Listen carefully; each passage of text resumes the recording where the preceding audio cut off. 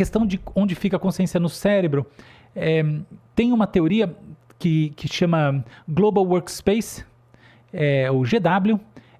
Hoje, o principal proponente dessa teoria é o Tonioni. Pode procurar, Tonioni, que é líder esse é um dos grandes líderes da neurociência. São dois grandes líderes hoje em dia de linhas de pesquisa sobre a origem da consciência. É o Frith e o Tonioni. E o Tonioni, ele vai dizer que a consciência, ela emerge. Por que é Global Workspace? Imagina que o seu cérebro...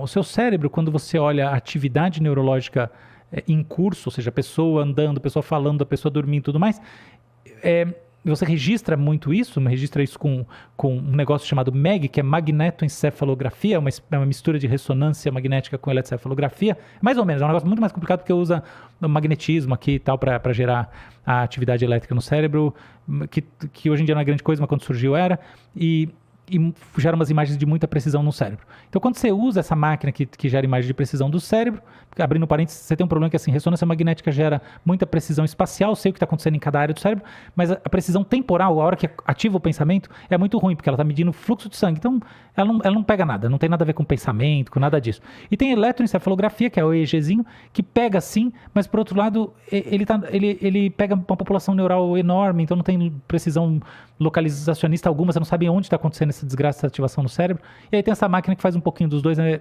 Para esse tipo de estudo ela é melhor.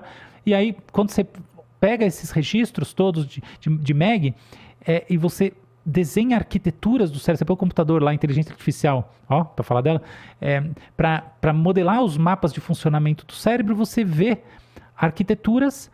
E tem algumas arquiteturas muito bem definidas, ou seja, desenhozinho da atividade, que estão ligadas a quando a pessoa declara que ela está consciente de alguma coisa, ou seja, a consciência como acesso.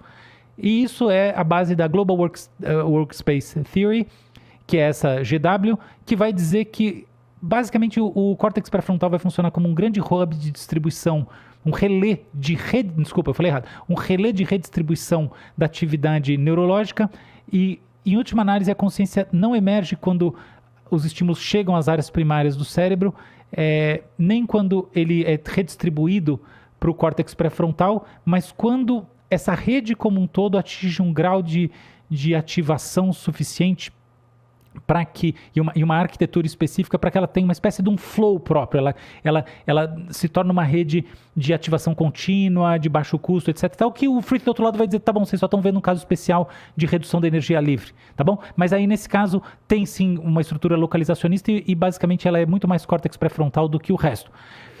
Sou cético quanto a essa teoria porque você pega o paciente que teve forte lesão cortical e está com, por exemplo, Alzheimer e aí muito comprometimento, fibra digital e enfim, na parte frontal do cérebro tudo está muito complicado e esse paciente está consciente. Quando ele acessa junto com a consciência, que está muito mais na linha do lado do Russell, que é quando você vê o mundo, você já viu pelo campo da consciência, que é o que o Kant já tinha pensado séculos antes, que é tipo, não, você já viu, consciência antes de ver a consciência, ela é inseparável de entender qualquer coisa da realidade, não existe isso. Mas enfim, tem esse caminho, tem um outro, que é uma teoria criada também, outra teoria localizacionista, né, de consciência no cérebro, que foi criada pelo Roger Penrose, que depois ganhou o prêmio Nobel, e o Hameroff, que é um anestesiologista, e que vai dizer que assim, a gente tem microtúbulos, né, os neurônios têm uma estrutura, como se fosse a espinha dorsal do neurônio, né? O neurônio ele recebe nutrientes, né? Ele é alimentado, né? Afinal de contas, é uma célula e é conectada em redes e essas células têm os chamados microtúbulos e dentro dos microtúbulos foram encontrados bons indícios de fenômenos quânticos. Então, e o que isso significa? Que eu tenho entrelaçamento entre microtúbulos. Entrelaçamento quer dizer que quando um microtúbulo, um spin de um elétron está ativado positivamente aqui para cima, para baixo, para cima, o elétron está ativado positivamente para baixo, negativamente no outro microtúbulo. Então eles estão conectados. E aí, do ponto de vista quântico. E a ideia seria que a consciência está distribuída pelo cérebro nos microtúbulos.